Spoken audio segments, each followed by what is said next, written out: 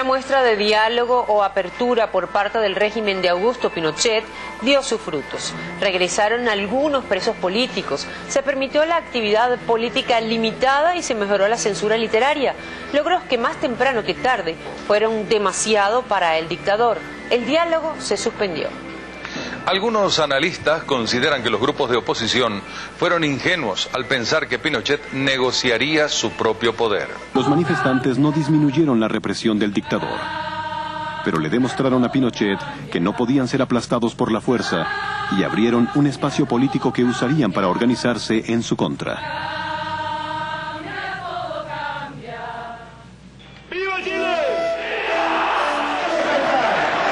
A finales de noviembre de 1985, 500.000 de personas asistieron al mayor mitin político de la historia de Chile.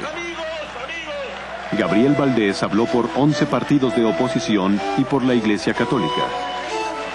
El Acuerdo Nacional, formado para guiar una transición no violenta a la democracia.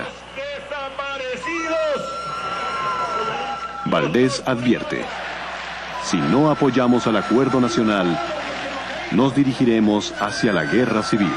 Fue un acuerdo entre lo que era la oposición y sectores de la derecha que habían estado apoyando al régimen, o que habían tenido una relación de silencioso apoyo. Y el Acuerdo Nacional fue en definitiva sentar las bases de decir, mire, la sustitución de este régimen va a ser por una democracia en la cual todos van a tener un rol, todos vamos a caber, en la cual no va a haber odiosidades de unos contra otros, en que va a haber estabilidad política, estabilidad económica y de todo tipo. Fue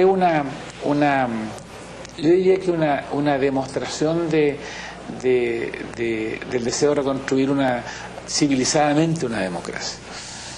Eso fue el Acuerdo Nacional y fue súper importante porque fue ampliando, o sea, no eliminando la sensación de enemigos, demostrando que por el lado nuestro había la madurez suficiente para entender que lo importante era el futuro y no vivir de las velocidades. Entre nosotros, yo diría que no hubo tanto protagonismos personales. Todos sabían que además todos iban a tener responsabilidades en el gobierno después, porque era una visión más de equipo. Usted piensa, Ricardo Lagos en ese tiempo era uno de los líderes de la izquierda, fue ministro de Educación.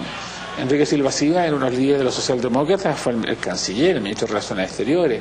Alejandro Aller era el candidato como de los grupos más radicales, más hacia la izquierda, más marginales, fue el ministro de Minería. Bueno, y Don Patricio encabezó todo esto como primer presidente de la República. O sea, yo diría que eso nos ayudó mucho, que no hubo caudillajes, no hubo protagonismos personales, era cada vez más la lógica de un movimiento.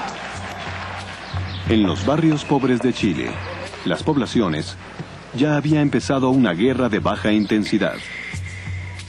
Los tiempos difíciles fueron más duros allí, convirtiéndolos en tierra fértil para el Partido Marxista y el Partido Comunista de Chile.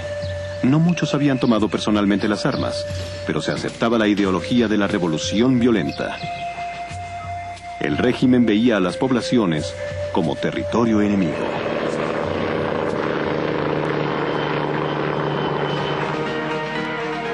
Los jóvenes fueron rodeados,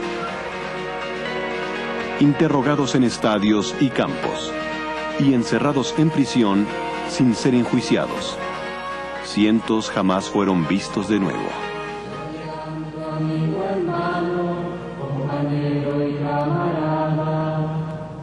Las violaciones a los derechos humanos de Pinochet obligaron a la normalmente conservadora Iglesia Católica a intervenir en el conflicto.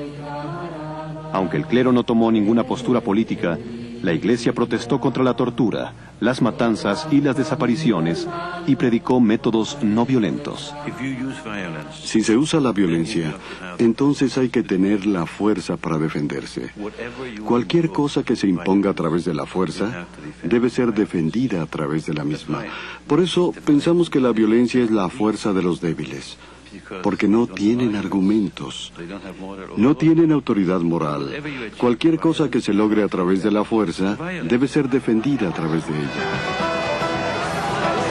Las protestas mensuales se volvieron violentas cuando los radicales confrontaron a la policía, dándole a Pinochet la excusa que necesitaba para atacar a toda la oposición. Las facciones principales fueron criticadas por sus métodos no violentos. En esas condiciones, al ser reprimidas brutalmente, las personas piensan que la única forma de enfrentar a la violencia es a través de la misma. Pero eso era lo que creían, no tenían absolutamente ninguna posibilidad de triunfar. A finales del verano de 1986, la posibilidad de una guerra civil se volvió real. La inteligencia chilena descubrió un escondite de armas en el desierto del norte y las rastreó hasta llegar a un grupo guerrillero afiliado con el Partido Comunista de Chile. Todo indicaba que las armas habían venido de Cuba. Pinochet dijo que era la prueba de que sus enemigos estaban preparando una revolución.